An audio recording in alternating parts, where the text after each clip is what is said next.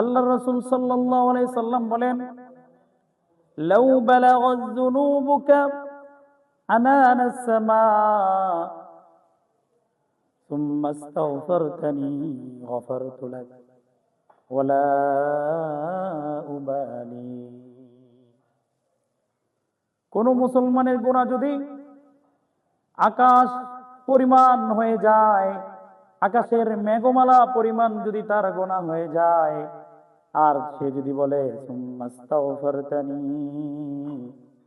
আল্লাহ তাআলা বলে, হে বান্দা তুমি আমার কাছে ক্ষমা চাও, গফারতু লাক, আমি তোমাকে ক্ষমা করে দিব। এরপরে আল্লাহর রাসূল বলেন, ওয়ালা উবালি, তোমাকে ক্ষমা করব কিন্তু আমি কাউকে পরোয়া করব না। সুবহানাল্লাহ পড়েন না? এজন্য মুমিনদের জন্য একটা সুসংবাদ হলো, মুমিন তার জীবনে গুনাহ হয়েই যাবে, পদে পদে, দিনে, মাসে, সপ্তাহে তার ভিতরে গুনাহ হয়েই যাবে। যদি সেই গুনাহ হয়ে যায়, পাশাপাশি তার জন্য গুনাহ মাফের একটা সুযোগ রেখেছেন। আল্লাহর রাসূল বলেন, হুত্তাত খাতায়াহু ওয়ালাউ কানা মিসলা যাবাতিল বাহর, যদি তোমার গুনাহ সমুদ্রের ফেনা পরিমাণও যদি হয়ে যায়, তারপরে যদি তুমি আস্তাগফিরুল্লাহ ওয়া আতুবু ইলাইহি এই বাক্যটি পড়তে পারো, তাহলে আল্লাহ তাআলা রব্বুল আলামিন তোমার জীবনের সমস্ত গুনাহকে মাফ করে দিবেন। এজন্য আমরা দিনের মধ্যে এমন কিছু সময় আমাদের নির্ধারিত করা দরকার, এমন কিছু সময় আমাদেরকে নির্ধারিত করা দরকার, যে সময় আমরা আল্লাহর কাছে তাওবা করব। আমার জীবন যেন এমন হয় যে আমি আল্লাহ তাআলার কাছে তাওবা করতে করতে আমি কবরে যাই। আমার জীবন যেন এমন না হয় যে আমি গুনাহ করতে আসি, হ্যাঁ, আমি তাওবা ছাড়া কবরের দিকে রওনা হচ্ছি, এরকম যেন না হয়। এজন্য আমরা দোয়া করব তো ভাই, ইনশাআল্লাহ আমরা সকলে চেষ্টা করব যেন আমাদের জীবন, আমাদের মরণ যেন আল্লাহ তাআলার সন্তুষ্টির উপরেই হয়।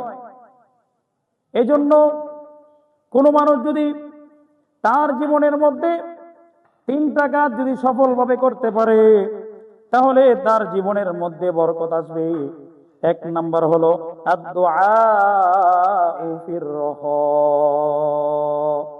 ভালো সময়ে আল্লাহর কাছে এসে দোয়া করবে এবং শুকরিয়া আদায় করবে। ভালো সময় যেন তুমি আল্লাহর কাছে দোয়া করো।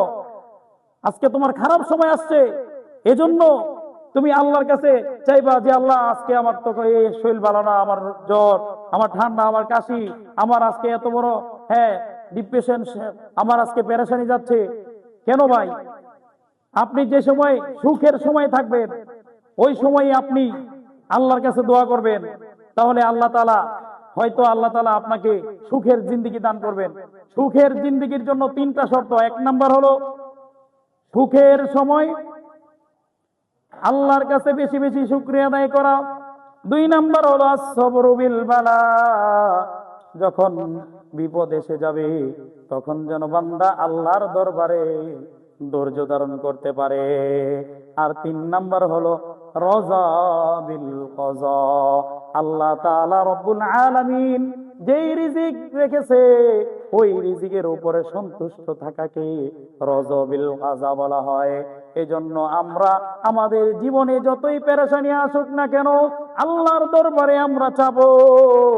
মুমিন সব সময় আল্লাহর দিকে মুহতাজ, আল্লাহর দিকে মুখাপেক্ষী হতে হবে। আসুন আমরা সকলে সব কিছু বাদ দিয়ে আল্লাহর দরবারে তওবা করি।